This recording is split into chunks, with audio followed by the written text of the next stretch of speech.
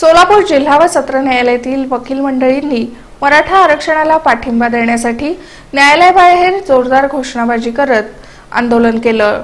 मराठा आरक्षण आंदोलनानं सध्या राज्य व्यापलं असून अनेक जिल्ह्यांमध्ये विविध मार्गांनी कार्यकर्ते रस्त्यावर उतरत आंदोलन करत आहेत। आरक्षणाची मागणी लावून धरत अनेक ठिकाणी बंदचं आवाहन करण्यात आलं होतं।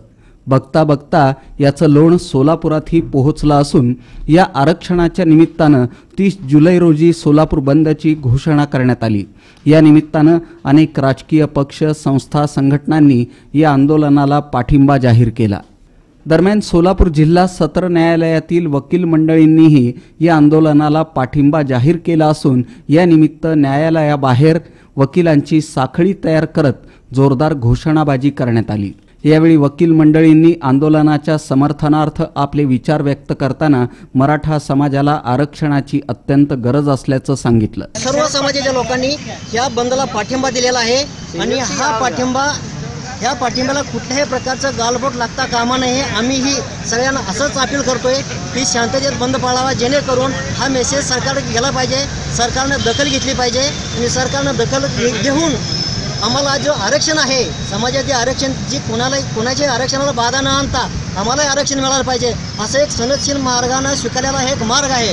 तरी सर्व समाजाच्या, सर्व जातीपातीच्या, सर्व क्षेत्राच्या लोकांनी यांना बंदला पाठिंबा दिलेला आहे। तसेच आम्हीही महाराष्ट्राच्या सगळ्या वकील संघटनांनी पाठिंबा दिला, तसे आम्हीही सोलापूर बार असोसिएशनचे अध्यक्ष आहेत। या सर्वांनी मिळून या बंदला पाठिंबा देण्यासाठी आम्ही एक जाहीर केलेला आहे। सोलापूर बार असोसिएशनचे सर्व विधिज्ञ या ठिकाणी जमून मराठा फोक मोर्चा यांची जी काही आरक्षणाच्या बाबतीत आणि इतर ज्या काही संवैधानिक मागण्या आहेत त्या मागण्याच्या बाबतीमध्ये आम्ही नैतिक दृष्टिकोनातून त्या मराठा समाजाला, सर्व समाजातील वकील बांधव आज या ठिकाणी आंदोलन करून जाहीर पाठिंबा देत आहोत। साहेब शिंदे नावाच्या मुलानं गोदावरीमध्ये जलसमाधी घेतली, राहुल तोडकरांना विषाचा प्याला जवळ केला आणि आपण सगळीकडची जर मराठा समाजाची दयनीय स्थिती पाहिली तर आज जमीन ही फार थोडकी आलेली आहे आणि पार्टिशनमध्ये आज अक्षरशः मुलांना कुठे मुली द्यायला पण तयार नाही, इतकी विदारक अवस्था आहे। मराठा आरक्षण समितीतर्फे आवाहन करण्यात आलेलं आहे।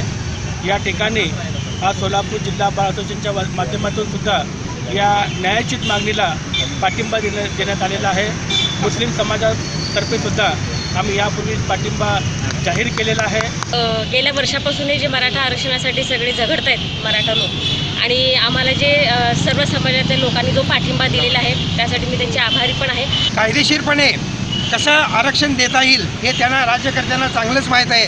तरी परंतु या कारणाचा फक्त राज्यकर्त्यांनी मताचा जोवा मागण्यासाठी हे काही जे चाललेलं आहे ते पुढे ढकलत आहे। असं न करता आणि या प्रकरणाला वेगळं वळण न लागता कायद्याच्या कसोटीतून सर्व निष्णात लोकांनी, या सर्व पक्षातील लोकांनी, तज्ज्ञ लोकांनी यामध्ये विचारविनिमय करून आत्ता तरी शाणे होऊन मराठा समाजाला आरक्षण मिळावं, मराठाला आरक्षण त्यांनी लवकरात लवकर द्यावं। सोलापूर बंद असल्यानं न्यायालय परिसरात पक्षकारांची वर्दळ अतिशय तुरळक जाणवली।